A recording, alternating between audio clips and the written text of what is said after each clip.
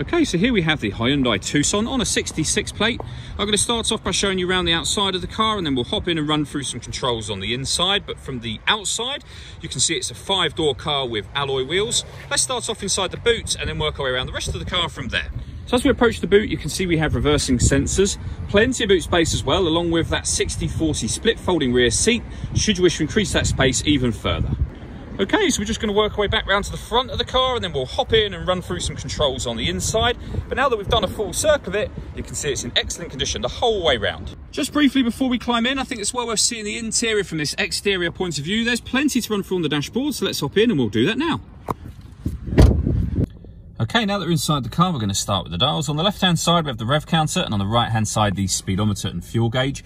In the middle, you can see the total miles of this car, which are 22,929. The information displayed above that can be changed using buttons on the steering wheel. You can have, for example, that digital readout for the speedometer, amongst various bits of fuel economy. You've also got satellite navigation, your audio menu, service menu, and user settings as well. If we back out to the steering wheel, the buttons I was using just a moment ago are here. We've also got cruise control and speed limiter over that side as well. On the left-hand side, we've got stereo control through the middle just here, and then phone controls beneath it. They can only be used after such time as you paired the phone up, and that is done over on the screen in the centre here. Hit the phone button. We're going to say no for now, but obviously you'd normally say yes and then pair your phone from there. When it comes to the radio, we have FM, AM and DAB. Nothing is connected or inserted at the moment when it comes to listening to your own music, but you can connect an auxiliary device, a USB device, and you can stream your music wirelessly via Bluetooth audio as well.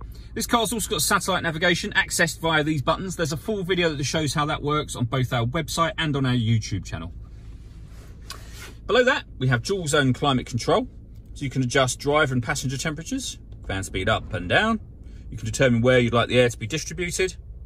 When you're happy with those settings, that button turns the air conditioning on, or hit auto and the car will maintain those temperatures by taking control of the fan speed and the direction of the air. To override it, just readjust it to whatever level you want it back on. We've also got heated driver and passenger seats, both with 3 different heat settings each. 2 12-volt charging sockets, as well as the auxiliary and USB input that I mentioned a moment ago. The gear lever for the fully automatic gearbox. And then these buttons just here. So we've got, starting from the bottom here, that one will turn the parking sensors on and off.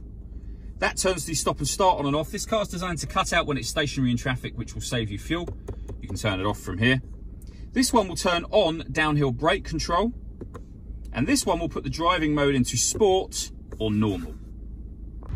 All that leaves me to say is thank you for taking the time to watch this video. If you'd like to come and see the car in person and have a test drive, please feel free to call any of our MJA sites. We'd love to hear from you soon.